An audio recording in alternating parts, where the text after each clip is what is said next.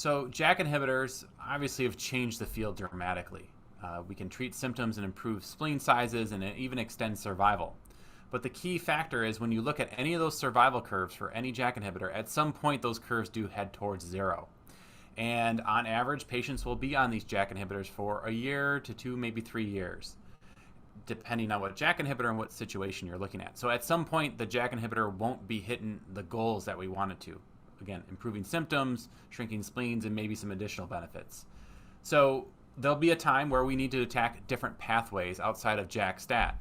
And one of the emerging and central idea is that we can continue JAK-STAT inhibition and add additional medication on that attacks a different pathway that's activated within the cells. One of the examples of this PI3 delta kinase pathway, which is activated particularly in patients who are on a JAK inhibitor and may be losing those benefits.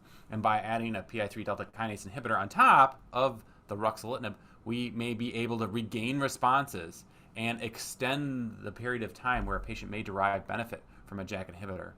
Moreover, there may be deeper effects on the disease. Maybe we can clear out some of these myelofibrosis cells or even impact survival and fibrosis grade in the long run.